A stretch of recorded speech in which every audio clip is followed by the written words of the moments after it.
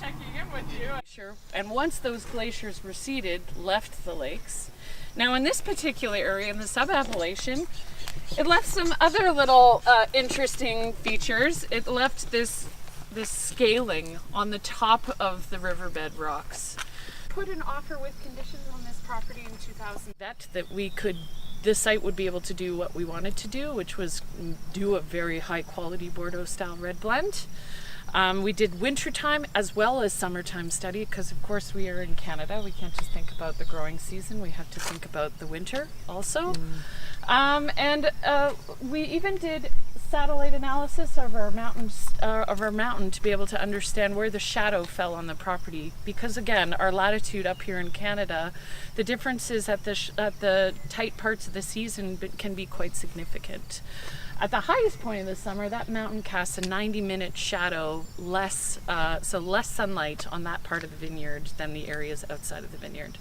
So less, of course, so in the fruit ripening part of the season, but impactful nonetheless. And basically did that to really south of Okanagan Falls, Ramada, Poplar Grove is. The bench was planted following more research and study up here to find out what was best. And in this back corner, in the soil pit study,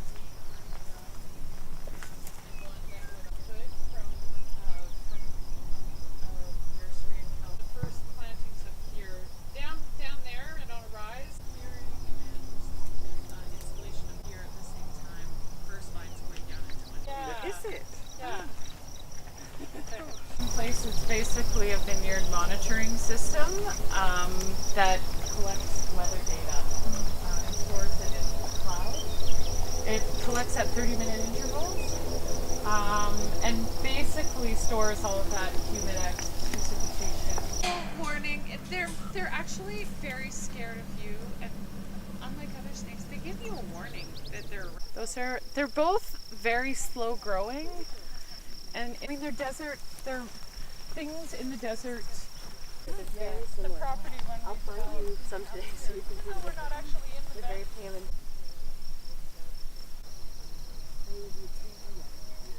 but the reason even seeing how the valley Geringer is one of the few, again, the next vineyard that rolls to the south and east.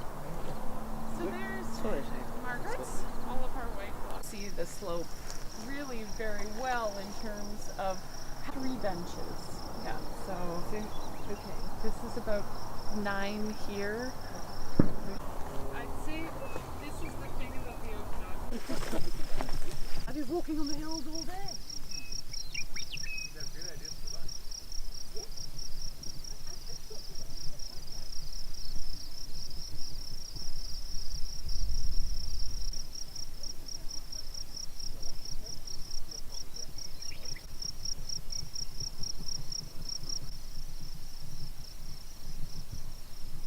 Very even, and you don't have a crazy crop. Low disease pressure for the most part, except in a couple seasons, hey Jean-Marc, like last year and this year where it's been very wet in the spring. But generally speaking, low disease pressure, so if we can keep the canopy dry, then we don't have to spray as much. Now, even with organic sprays, of course. So we opted to use an undervine irrigator called a MaxiJet. It basically sprays out a disc of water underneath the canopy, and those discs sort of connect like a honeycombing of water underneath the valley floor for full coverage, including in the inner sward as well as undervine. The benefit, of course, for that is that it forces the root systems to really broaden, to deepen out into the subsoil as opposed to localize just around where the dripper water would be. And the other benefit, of course, is that it allows us to have the inner sward alive with vegetation in the high summer. Right now, when we still have a little bit of natural water rainfall, it's not as much of an issue, but come August and September, We basically didn't have rain last year from, when was it? 4 months. 4 months. No rain. No rain, No rain. exactly. Wow. So this, of course, gets very burned off Yeah. in that, at the end of that period, and without any vegetation. Well, of course, if we can keep that alive with the under-vine watering, we can of course keep a more natural ecosystem for beneficial insects to keep managing the pest. But I'm sure next week when we are going to get again 30 Anticipating that even though we have this wonderful water supply, and I would add that every single agricultural person and business in the Okanagan is drawing from that canal or another. That's right. So without irrigation, we are not, most of us are not really viable or in business on large scale. So we wanted to see if there was any means for us to be able to reduce our dependency on the lakes and the channel for water. So we started this bush vine experiment. It is now going into its sixth leaf. Definitely sixth leaf, so it's sixth growing season. Definitely slower to mature than our other vineyards, simply because of the trials and ordeals that is being put through.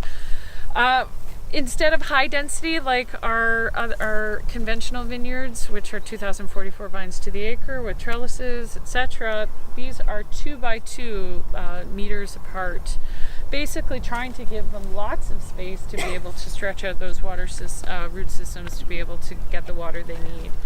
Part of it was an evaluation of our annual water rainfall. Yeah. So sometimes we say, oh, maybe we can harvest. So we wanted to see whether or not, once these potentially ripen at different times, and of course this is the second year now.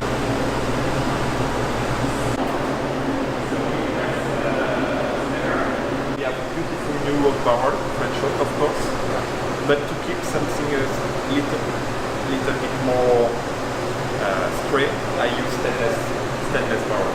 Like from different block, like for the probiotic clone, I'm going to use only French oak barrel, but if I have Chardonnay with a little bit more fruity, fruity taste, I'm going to use stainless just to keep this fruit